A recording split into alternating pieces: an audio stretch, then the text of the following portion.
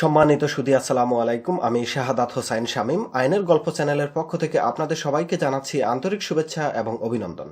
আজকের ভিডিওতে আমি আপনাদের সাথে আলোচনা করব কাদের জন্য আয়কর রিটার্ন দেওয়া বাধ্যতামূলক না, অর্থাৎ কাদেরকে আয়কর রিটার্ন দিতে হবে না। আপনারা জানেন, আপনারা যারা টিন সার্টিফিকেট করেছেন তাদেরকে কিন্তু প্রতি বছরই কিন্তু আয়কর রিটার্ন দিতে হয়। আয়কর রিটার্ন হচ্ছে আপনারা প্রতি আয় বছরে যা ইনকাম করবেন বা যা ব্যয় করবেন তার একটি লিখিত ফর্মের মাধ্যমে এনবিআরকে প্রদান করাটাই হচ্ছে আয়কর রিটার্ন। তো আপনারা যদি টিন সার্টিফিকেট করেন অর্থাৎ ট্যাক্স আইডেন্টিফিকেশন নাম্বার করেন, তাহলে কিন্তু আইনের বিধান হলো, ইনকাম ট্যাক্স অর্ডিন্যান্সের বিধান হলো যে আপনাকে প্রতি বছরই আয়কর রিটার্নের মাধ্যমে আপনার সম্পদের বা আপনার আয় ব্যয়ের তালিকা এনবিআরকে জমা দিতে হবে। তো এক্ষেত্রে অনেকেই কিন্তু একটি দ্বিধাদ্বন্দ্বে থাকে যে তাদের হয়তো বা ইনকাম হচ্ছে না, বা কেউ গৃহিণী, বা কারো পর্যাপ্ত পরিমাণ ইনকাম নাই, বা বিভিন্ন কারণ থাকে। এই সমস্ত কারণে তাদের মনে একটি প্রশ্ন থাকে যে আমাকে কি আয়কর রিটার্ন দিতে হবে কিনা, বা আমি কি প্রতি বছর আয়কর রিটার্ন দিতে বাধ্য কিনা। তো আজকের ভিডিওতে এই বিষয়টি নিয়ে আপনাদের সাথে আলোচনা করব যে আপনাদের কাদের জন্য আয়কর রিটার্ন দেওয়া বাধ্যতামূলক এবং কাদের জন্য আয়কর রিটার্ন দেওয়া বাধ্যতামূলক না। তো চলুন প্রথমেই আমরা দেখে নেই আয়কর রিটার্ন কারা দিবেন, অর্থাৎ কাদের জন্য আয়কর রিটার্ন দেওয়া বাধ্যতামূলক। আমরা যদি প্রথমেই জানতে পারি যে কাদের জন্য আয়কর রিটার্নগুলো দেওয়া বাধ্যতামূলক, তাহলে কিন্তু আমরা সহজেই এটা বের করে নিতে পারবো যে কাদের জন্য আয়কর রিটার্ন দেওয়া বাধ্যতামূলক না, অর্থাৎ কারা আয়কর রিটার্ন না দিয়েও বাঁচতে পারবেন। তো প্রথমেই দেখে নেই ব্যক্তি করদাতার করযোগ্য আয় যদি, এখানে বুঝে নেবেন, করযোগ্য আয় যদি বছরে 2.5 লক্ষ টাকার বেশি হয় তবে তাকে আয়কর রিটার্ন দিতে হবে। অর্থাৎ কোনো পুরুষ ব্যক্তির জন্য এটা নিয়মটা, যদি তার করযোগ্য আয় বছরে 2.5 লক্ষ টাকার বেশি হয় তাহলে তাকে আয়কর দিতে হবে। এখানে একটি শব্দ আছে করযোগ্য আয়। করযোগ্য আয় হলো যে আয়গুলোর উপর সরকার কর আরোপ করেছে, এবং সরকার কিন্তু কিছু কিছু আয় আছে যেগুলোর উপর কর নিচ্ছে না, যেমন মৎস্য খাতে ইনকাম। আমরা এর আগে একটি ভিডিওতে এই ব্যাপারগুলো আলোচনা করেছি যে কোনটি করযোগ্য আয় কোনটি করযোগ্য আয় না। সে ভিডিওটি অবশ্যই দেখে নেবেন, তাহলে আপনাদের বুঝতে পরিষ্কার হবে। আর মহিলা এবং যারা সিনিয়র সিটিজেন 65 বছরের বেশি বয়স্ক, পুরুষ বা নারী যেটাই হোক না কেন, তাদের ক্ষেত্রে এই আয়ের করযোগ্য আয়ের পরিমাণ হবে 3 লক্ষ টাকার বেশি হলে তাদেরকে আয়কর রিটার্ন দিতে হবে। তাহলে ফার্স্ট কন্ডিশনটি হচ্ছে যাদের এক আয় বছরে করযোগ্য আয়ের পরিমাণ 2.5 লক্ষ টাকা বা 3 লক্ষ টাকার বেশি হবে তাদেরকে আয়কর রিটার্ন দিতে হবে। তাদেরকে কোনো সুযোগ নাই, কোনো অজুহাত বা কোনো এক্সকিউজ তাদের চলবে না যে আমরা এই কারণে আয়কর রিটার্ন দেবো না। তার মানে প্রথম কন্ডিশন হচ্ছে 2.5 লক্ষ টাকার উপরে, যদি পুরুষদের হিসাবটাই বলি, 2.5 লক্ষ টাকার উপরে যদি আপনার আয় বছরে করযোগ্য আয়ের থাকে তাহলে অবশ্যই আপনাকে আয়কর রিটার্ন দিতে হবে এবং আপনি আয়কর রিটার্ন দিতে বাধ্য। তবে আয়ের পরিমাণ যাই হোক না কেন, কিছু ব্যক্তির ক্ষেত্রে রিটার্ন দাখিল বাধ্যতামূলক। দেখুন, এর আগের স্লাইডে আমরা যেটা বলেছি যে বছরে যদি আপনার 2.5 লক্ষ টাকার উপরে আয় থাকে তাহলে আপনাকে অবশ্যই আয়কর দিতে হবে, আপনি আয়কর দিতে বাধ্য। কিন্তু কিছু শ্রেণীর মানুষ আছে যাদের আয়ের পরিমাণ যদি 1 লাখ টাকাও না হয় এক আয় বছরে, তবুও তাদেরকে আয়কর দিতে হবে। এটা কিন্তু খুব ক্লিয়ারলি বুঝে নেবেন।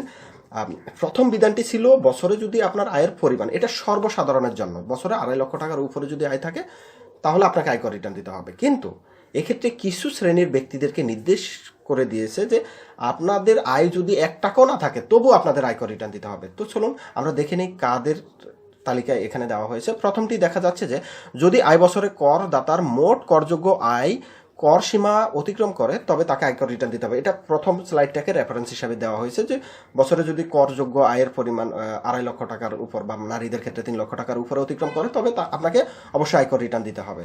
তারপর দ্বিতীয়টি হচ্ছে করদাতার যদি মোটর গাড়ির মালিকানা থাকে। মোটর গাড়ি বলতে এখানে জিপ বা মাইক্রোবাসকে বোঝানো হবে। তো আপনি যদি একটি জিপ বা মাইক্রোবাসের মালিক হয়ে থাকেন তাহলে অবশ্যই আপনাকে আয়কর দিতে হবে। এক্ষেত্রে আপনার যদি এক আয় বছরে আয়ের পরিমাণ যদি 500 টাকাও হয় তবু আপনাকে আয়কর রিটার্ন দেওয়া বাধ্যতামূলক। এরপর 3 নম্বরটি হচ্ছে মূল্য সংযোজন কর আইন 1991 অধীনে নিবন্ধিত কোনো ক্লাবের সদস্যপদ থাকলে আপনাকে দিতে হবে, আয়কর রিটার্ন দিতে হবে। এটা হলো ভ্যাট আইনে যে সমস্ত ক্লাবগুলো নিবন্ধিত সেই ক্লাবের যদি আপনি সদস্য হন তাহলে এটা দিতে হবে। তারপর চতুর্থ হচ্ছে সিটি কর্পোরেশন অথবা পৌরসভায় ব্যবসা পরিচালনার জন্য ট্রেড লাইসেন্স থাকলে আপনাকে রিটার্ন অবশ্যই দিতে হবে। এখন আপনি সিটি কর্পোরেশন এলাকায় ব্যবসা পরিচালনা করতেছেন এবং দেখা যাচ্ছে আপনি দেখালেন যে আমার বছরে এক আয় বছরে আয়ের পরিমাণ হচ্ছে মাত্র 1 লাখ টাকা, তাহলে কি আমাকে আয়কর রিটার্ন দিতে হবে? অবশ্যই আপনাকে রিটার্ন দিতে হবে। কেননা আপনি সিটি কর্পোরেশন অথবা পৌরসভায় যদি ব্যবসা পরিচালনা করেন ট্রেড লাইসেন্সের মাধ্যমে, তাহলে অবশ্যই আপনাকে আয়কর রিটার্ন দিতে হবে, এবার আপনার আয়ের পরিমাণ যাই থাকুক না কেন। পঞ্চম নম্বরটি খুবই গুরুত্বপূর্ণ। আমাদের দেশে কিছু পেশাজীবী আছে যাদেরকে আমরা ধনী পেশাজীবী বলি, যেমন ডক্টর, আয়কর আইনজীবী, তারপরে এমনি সাধারণ আইনজীবী। আয়কর আইনজীবী হলো ইনকাম ট্যাক্স প্র্যাকটিশনার যাদেরকে বলা হয়, আর নর্মাল আইনজীবী যারা কোর্ট প্র্যাকটিস করে, সিভিল বা ক্রিমিনাল। তারপর চার্টার্ড অ্যাকাউন্টেন্ট, প্রকৌশলী, স্থপতি, সার্ভেয়ার, এই সমস্ত পেশায় নিয়োজিত সকল ব্যক্তিদেরকে আয়কর রিটার্ন দিতে হবে। তারপরে 6 নম্বরে হচ্ছে chambers of commerce and industries অথবা কোনো ট্রেড অ্যাসোসিয়েশনের সদস্য যদি আপনি হন, যেমন মনে করুন ঢাকা চেম্বার্স অফ কমার্স আছে বা বিজিএমইএ, তারপরে বিকেএমইএ, এই সমস্ত যে সমস্ত প্রতিটি ডিস্ট্রিক্টেও কিন্তু চেম্বার্স অফ কমার্স আছে। এই সমস্ত চেম্বার্স অফ কমার্সের যারা সদস্য হবেন তাদেরকে অবশ্যই আয়কর রিটার্ন দিতে হবে। সপ্তমটি হচ্ছে পৌরসভা, সিটি কর্পোরেশন অথবা জাতীয় সংসদের নির্বাচনে সকল পদপ্রার্থীর। এখন আপনি যদি মনে করেন যে সিটি কর্পোরেশন নির্বাচনের কাউন্সিলর হিসাবে মনোনয়ন প্রত্যাশী, তাহলে আপনাকে দিতে হবে, বা একবার কাউন্সিলর হিসাবে অ্যাপ্লাই করেছেন, তবুও আপনাকে প্রতি বছরই আয়কর রিটার্ন দিতে হবে, আপনার আর কোনো সুযোগ নেই। অষ্টমটি হচ্ছে সরকারি, আধা সরকারি, স্বায়ত্তশাসিত সংস্থা অথবা স্থানীয় কর্তৃপক্ষের ঠিকাদারি কাজে টেন্ডারে অংশগ্রহণকারী সকল ব্যক্তি বা প্রতিষ্ঠানকে অবশ্যই আয়কর রিটার্ন দিতে হবে। অর্থাৎ সোজা বাংলায় যারা ঠিকাদারি ব্যবসা করে তাদেরকে অবশ্যই আয়কর রিটার্ন প্রতি বছর দিতে হবে।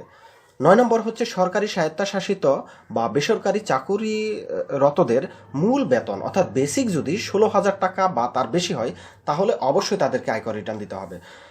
তো এখানে আমরা যে 10 শ্রেণীর ব্যক্তিদের নিয়ে আলোচনা করেছি তাদেরকে কিন্তু প্রতি বছরই আয়কর রিটার্ন দিতে হবে, এবং তারা প্রতি বছর আয়কর রিটার্ন দিতে বাধ্য। তারা যদি প্রতি বছর আয়কর রিটার্ন না দেয়, সেক্ষেত্রে তাদের বিরুদ্ধে কিন্তু আইনানুগ ব্যবস্থা গ্রহণ করবে এনবিআর। তো এখন কাদেরকে আয়কর রিটার্ন দিতে হবে না সে বিষয়টি নিয়ে আমরা আলোচনা করব, যে কাদের জন্য আয়কর রিটার্ন দেওয়া বাধ্যতামূলক না।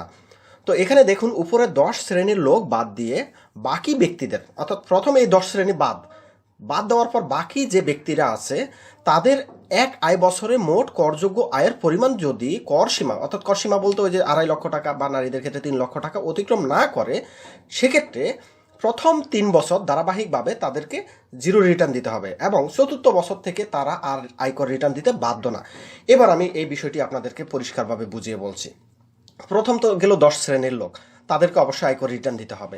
এখন 10 শ্রেণীর লোক বাদ দিয়ে বাকি যে সমস্ত লোক আছে, এখন বাকি কারা কারা থাকতে পারে? মনে করুন আপনার আগে চাকরি ছিল, এখন চাকরি চলে গেছে, আপনার এখন ইনকাম নাই, বা অনেক ছাত্র আছে তারা ভুলবশত বা কৌতূহলবশত টিন সার্টিফিকেট করে ফেলে, বা অনেকে চাকরি থেকে রিটায়ারমেন্ট করেছে, তার আর ভবিষ্যতে আয়ের কোনো উৎস নেই বা ইনকাম হওয়ার সম্ভাবনাও নেই, বা অনেক গৃহিণী আছে যারা টিন সার্টিফিকেট করেছে হয়তো বা ফ্ল্যাট কেনার জন্য বা অন্য যে কোনো কারণেই তারা টিন সার্টিফিকেট করেছে।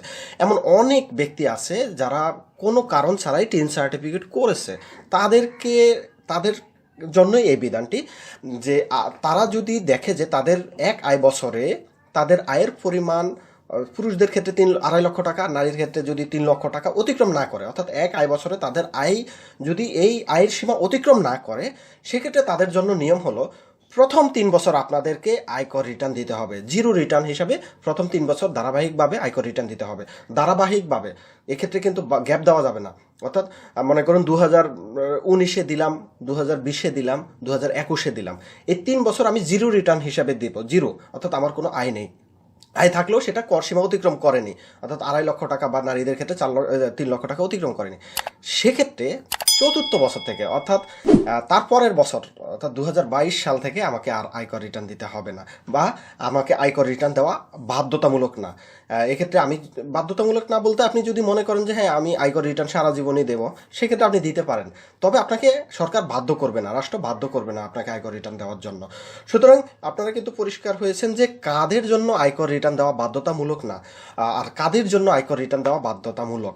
এখন যারা টিন সার্টিফিকেট করেছেন তারা কিন্তু এই ভিডিওটি থেকেই তারা ডিসিশন নিয়ে নেন যে আপনারা কি আয়কর রিটার্ন দেওয়া বাধ্যতামূলক ক্যাটাগরির ভিতরে পড়েছেন, না আয়কর রিটার্ন দেওয়া বাধ্যতামূলক না এই ক্যাটাগরির ভিতরে পড়েছেন। তো আশা করি আজকের ভিডিওর মাধ্যমে আমি আপনাদের বোঝাতে সক্ষম হয়েছি যে কাদেরকে আয়কর রিটার্ন দিতে হবে এবং কাদের আয়কর রিটার্ন দিতে হবে না, কাদের জন্য আয়কর রিটার্ন দেওয়া বাধ্যতামূলক না। এই বিষয় নিয়ে যদি আপনাদের আরও প্রশ্ন থাকে অবশ্যই আমাকে ফোন করবেন। আমার ফোন নাম্বার 015582062235। তো সবাই ভালো থাকবেন, সুস্থ থাকবেন, আর আমাদের চ্যানেলটিতে সাবস্ক্রাইব করে রাখবেন। সবাইকে ধন্যবাদ। আল্লাহ হাফেজ।